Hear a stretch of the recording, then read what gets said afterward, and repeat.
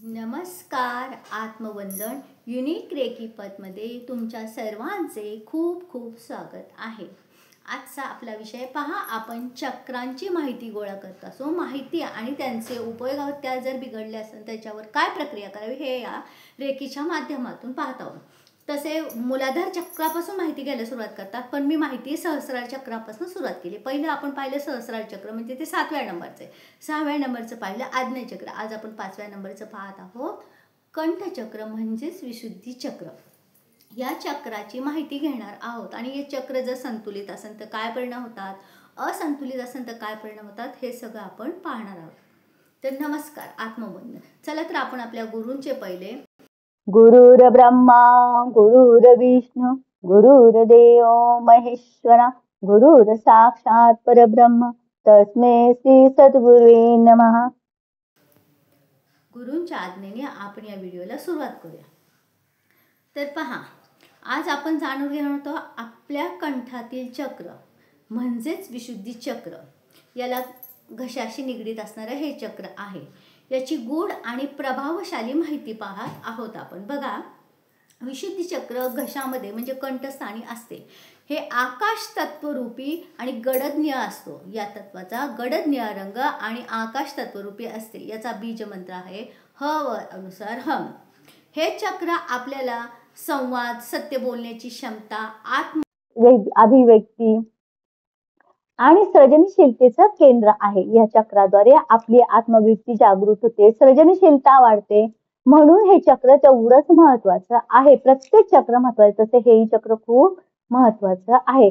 जेव्हा चक्र संतुलित असते, बघा, आपले विशुद्ध चक्र जेव्हा संतुलित असते तेव्हा आपण स्पष्ट आपल्या भावना स्पष्ट व्यक्त करतो, स्पष्ट बोलतो. आणि ह्या चक्राचा जास्त वापर कुठे होतो बघा, संगीत, कला, नाट्य या क्षेत्रामध्ये हे बोलण्याचे प्रकार खूप असतात. म्हणजे यांना बोलावं लागतं. वकील आहे, शिक्षक आहे, त्यांना तर ह्या चक्राची साधना तर आवर्जून केली पाहिजे. वाणीची देवता शारदे मातेचे आशीर्वाद लाभतात, त्यामुळे वाणीच्या मध्ये आपल्याला सृजनशीलता येते, योग्य शब्दांचा वापर करता येतो, स्वतःला अभिव्यक्त करता येते, स्वतःच्या विचार प्रभावी होऊन दुसऱ्यांना ते पटू लागतात. म्हणून हे चक्र आपण साधना करतो आणि हे चक्र खूप महत्त्वाचं आहे. आणि आत्मविश्वासाने बोलणे, मोकळेपणाने बोलणे, व्यक्त होणे हे या चक्राद्वारे होत असते.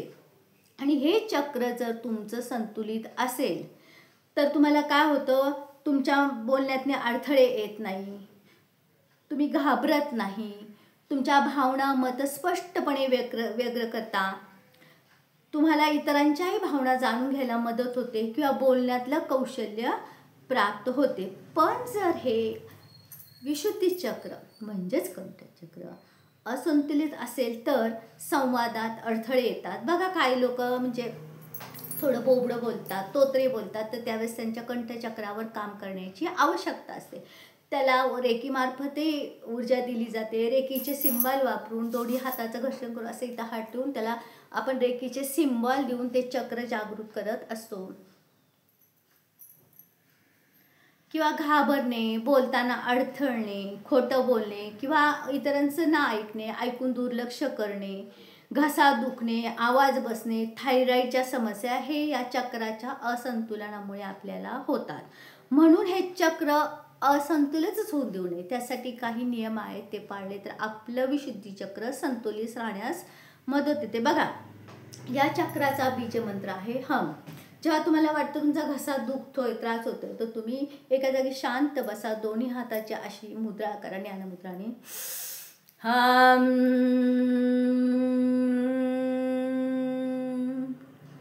ह्या बीजमंत्राचा उच्चार करा. श्वास घेताना हम, सोडताना म. श्वास घ्यायचा दीर्घ, सोडताना हम. असा जर तुम्ही उच्चार केला तर तुमचे हे विशुद्धी चक्र सक्षम व्हायला सुरुवात होती. त्यातील सर्व अडथळे अवरोध दूर होतात. 108 वेळा तुम्ही जसा मंत्र करता ना एखाद्या, तसा मंत्र जरी जपला हम हम हम, तरी हे विशुद्धी चक्र कंठचक्र शुद्ध होण्यास, सुरळीत चालण्यास मदत होते. आता विशुद्धी चक्राचं ध्यान सुद्धा केलं जाते. कल्पना करायची किंवा शांत जागी मांडी घालून बसले, ध्यान मुद्रेत किंवा असं गोष मुद्रेत हात ठेवायचा आणि कल्पना करायची. एक दीर्घ श्वास घ्यायचा, सावकाश सोडायचा. सोडल्यानंतर आपला श्वास नेहमीप्रमाणे अगदी नेहमीप्रमाणे जाऊन येऊन द्यायचं आणि त्याच्यावर लक्ष केंद्रित करून फक्त कल्पना करायची, आकाशातून एक गडद निळा प्रकाश माझ्या सहस्रार चक्रातून माझ्या कंठ चक्रामध्ये, विशुद्धी चक्रामध्ये प्रवाहित होत असून हम या बीज मंत्राद्वारे माझे कंठचक्र आकाश तत्वाशी एकरूप होत आहे, सुदृढ होत आहे. माझ्या कंठचक्रातील सर्व नकारात्मकता नष्ट झाली असून ते सुदृढ आणि सक्षम झालेले आहेत. मला भरपूर वाणीची देवता शारदे मातेचे आशीर्वाद प्राप्त होत असून मला वाणीत गोडवा निर्माण झालेला आहे. अशा प्रकारच्या स्वतःला अफर्मेशन देऊन 5 मिनिटाचं रोज ध्यान केलं तरी चालतं, किंवा तुमचा घसा दुखायला लागला केलं तरी चालतं. शिक्षक असो, वकील असो, गायक असो, त्यांनी तर आवर्जून सकाळ संध्याकाळ उठल्या उठल्या हे केलंच पाहिजे, म्हणजे त्यांचे आवाज कधीच बसत नाही किंवा घसा बसणं असे प्रकार घडत नाही. तिसऱ्या प्रकारे प्राणायाम, भ्रामरी प्राणायाम करायचं. भ्रामरी प्राणायाम, नाडी शुद्ध प्राणायाम हे करा. आणि रेकीचा उपचारही घेऊ शकतो. मी मागच सांगितलं की रेकीचा उपचार करायचा म्हणजे दोन्ही हाताचे घर्षण करायचे आणि दोन्ही हाताचे घर्षण करून आपले दोन्ही हात तिथे कंठचक्राचे येते बघा. हाताचं घर्षण केलं तिथे उष्णता जाणवते. उष्णता जाणवलं येणारा जाणारा श्वास आपल्या नेहमीप्रमाणे जाऊन येऊन द्यायचा आणि कल्पना करायची की माझ्या कंठचक्रामध्ये रेकीची दिव्य ऊर्जा प्रवाहित होत असून माझे कंठचक्र सक्षम सुदृढ होत आहे.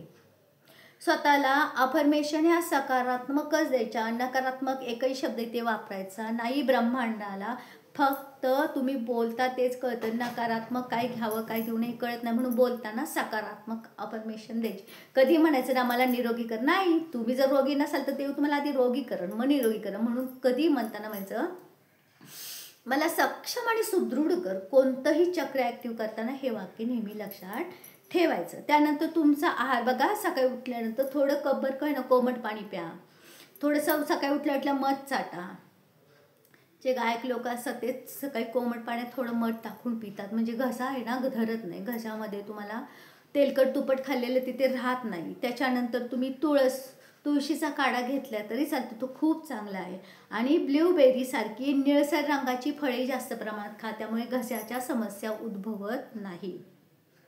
आणि सगळ्यात शेवट स्वतःला अफर्मेशन देणे खूप महत्त्वाचे आहे. जसं बघा, मी माझा आवाज विश्वासाने व्यक्त करते आहे, मी सत्य बोलते आहे, मी सत्य ऐकते आहे, अशी सकारात्मक अफर्मेशन वाक्य स्वतःशी बोला. आणि स्वतःला असं समजा की माझे जे विशुद्धी चक्र आहे ते संतुलित झाले असून त्याद्वारे मला पूर्णतः सक्षम आणि सुदृढ वाटत आहे. मी सक्षम आणि सुदृढ आहे. माझे विशुद्धी चक्र सृजनशील आणि सकारात्मक बनलेले आहे. तुमचा आत्मविश्वास आणि संवाद कौशल्य यामुळे मजबूत होण्यास मदत होते. तर असं आहे थोडक्यात विशुद्धी चक्रावरील माहिती आणि उपाय. पहा, तुम्हाला हा व्हिडिओ आवडला असेल तर नक्कीच लाईक करा, शेअर करा, सबस्क्राईब करा आणि तुम्हाला तुमच्या ज्या भावना असेल त्या या कमेंटमध्ये व्यक्त केल्या तरी चालेल. पुन्हा भेटूया अशाच एका सुंदर ऊर्जायुक्त माहितीमध्ये. रेकी करा, स्वतःवर विश्वास ठेवा. जय जय रघुवीर समर्थ.